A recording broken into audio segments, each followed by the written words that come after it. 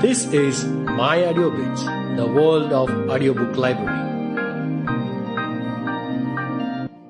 This is My Audiobits, A Year Without Summer by Shreyan Laha, narrated by Sharmila R. Udupa.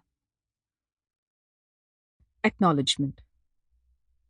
Although this book is fictional, it does contain innumerable obstacles as it pertains to the period between 1810 and 1820, as well as wonders in this vast universe.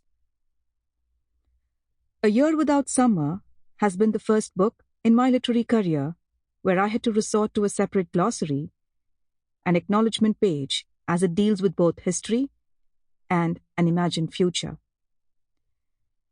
We know about a lot of historical aspects from 1810 to 1820, but mostly it is centered around Europe, particularly Great Britain and Ireland. We know that the King of the United Kingdom during the period was King George III. We know that Mary Shelley had published the first copy of Frankenstein on 1st January 1818, but what about the Indian subcontinent? As I collected documents available over the internet, spent my time in libraries and so on, I realized that the information about what happened in our nation was pretty infinitesimal, especially in the Bengal region. There were books and events broadly classifying the culture and records, but specifics weren't a term which can be used. It was a challenge to draw the lines and connect the dots between bits and pieces of history.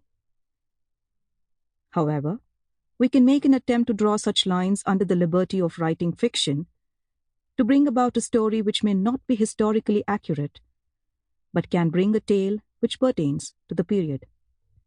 It's appalling that a large number of historians use this method actually to justify history, but since I'm no historian, I decided to toss the angle of science fiction into the mix, which is a theoretically improbable task. There are certain words which are specific to our local culture, which has its accurate translations in the last page. However, a person from 1816 can definitely imagine the future. He can dream about it, as there are not many scientific advancements during the period. Even the first submarine and flight were scientific aspects which had been imagined well before they came into existence. So why not things which are far into space? There are undoubtedly many things which have helped me in this endeavor. First of all, I would like to thank my parents, Sabori Laha and Subrata Kumar Laha, for being a guiding me in my life. I also appreciate the Almighty Lord Shani for having a watchful eye over my actions and guiding me in the correct path with an ice-cool temperament. Deepak Yadav, the publisher of Bigfoot Publications, who deserve the primary mention in my long list of people I would like to thank. This is because, without a publisher, my story would have largely been untold. I'm quite thankful to him for allowing me to produce my flair in the format of a book and assisting me through the entire process of getting the book published.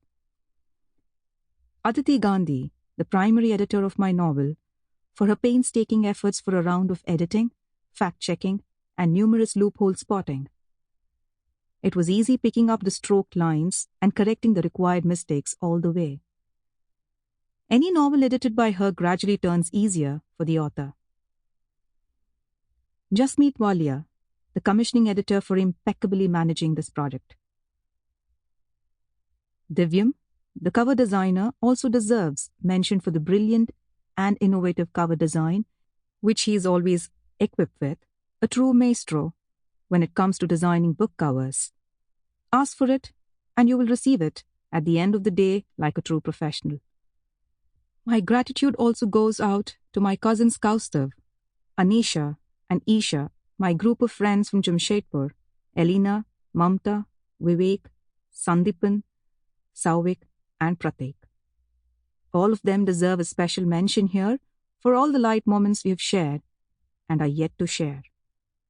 I thank Damini Nag, another friend of mine, to bear with my bipolar heart lamenting stories, ranging from frustration Sample complete. Ready to continue?